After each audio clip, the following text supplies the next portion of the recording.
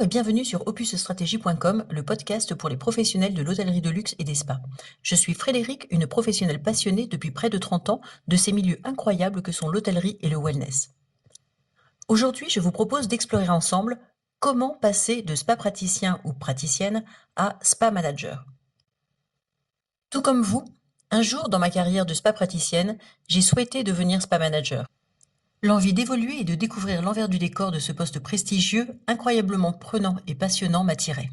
Afin que vous compreniez bien l'importance de la formation professionnelle dont je vous ai déjà parlé dans un précédent épisode, je vais vous partager ici certaines de mes expériences passées et en quoi la formation m'a aidé à progresser et atteindre certains de mes objectifs.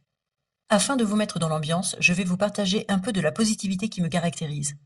Peu importe votre âge, votre genre, votre expérience et vos ambitions, si vous voulez y arriver, vous le pourrez.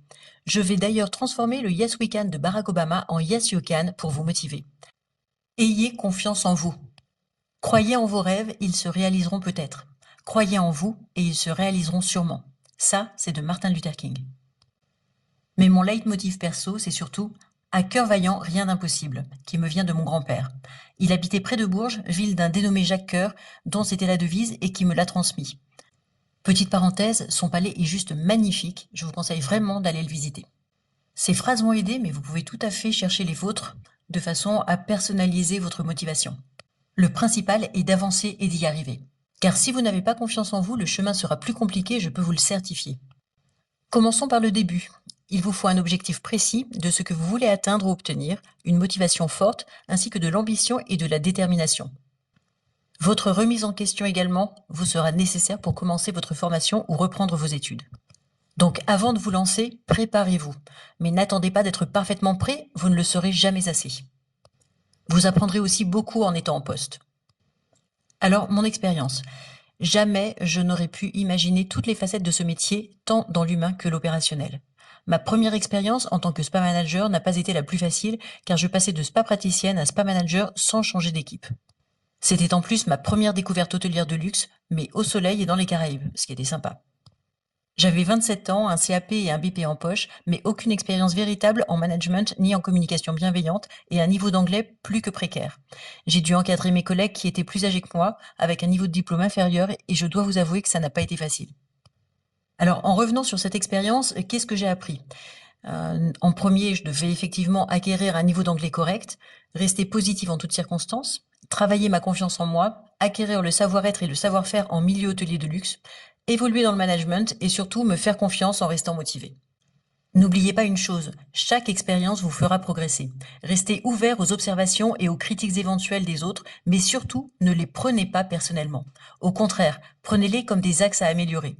Si j'avais réagi comme ça plus jeune, j'aurais gagné beaucoup de temps dans ma progression, je vous l'assure. Alors ne faites pas cette erreur. L'anglais n'est plus une option, surtout si vous envisagez de voyager. Vous serez amené à accueillir une clientèle étrangère ou à échanger avec des collègues anglophones. Le principal étant de pouvoir, dans un premier temps, vous faire comprendre et comprendre les autres. Ensuite, la pratique. Il te faudra exercer. Alors là, c'est un petit clin d'œil à Star Wars qui a bercé mon adolescence. Pour la positivité et le savoir-être, je l'ai également évoqué dans un épisode précédent.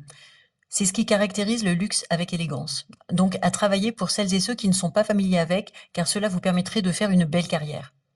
Dans un épisode précédent, je vous parlais de formation professionnelle. Eh bien, c'est l'occasion de vous lancer. Autre conseil que je peux vous partager suite à mes expériences.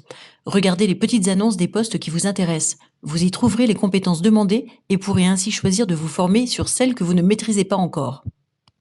Informez-vous des formations professionnelles existantes, en e-learning ou en présentiel, et qui s'approchent le plus de l'objectif que vous vous êtes fixé. Si vous avez vraiment le projet d'évoluer, alors donnez-vous les moyens d'y arriver. Que vous soyez professionnel du spa, débutant ou confirmé, prenez le temps de devenir spa manager. Ne le devenez pas seulement pour le salaire ou le prestige. Vous aurez des équipes à gérer, des personnes qui vous feront confiance, et vous devrez être présent pour elles. Le management s'apprend et se pratique. Il doit refléter votre état d'esprit et votre vision du leadership. Devenez curieux et créatif. Intéressez-vous aux marques utilisées dans les établissements hôteliers, dans les spas, aux nouvelles technologies, à l'univers du spa et de l'hôtellerie. N'hésitez pas non plus à faire un bilan de compétences pour connaître les points que vous ne maîtriseriez pas encore pour évoluer ou prendre un poste de spa manager. Voilà, c'est tout pour aujourd'hui. J'espère vous avoir motivé pour prendre votre carrière en main et atteindre vos objectifs. Je vous remercie d'avoir écouté cet épisode. N'hésitez pas à me partager vos impressions, commentaires ou questions. Je serai ravie de vous apporter les conseils dont vous auriez besoin. Si cet épisode vous a plu, retrouvez-moi sur mon blog opus-stratégie.com. À très vite pour un nouvel épisode.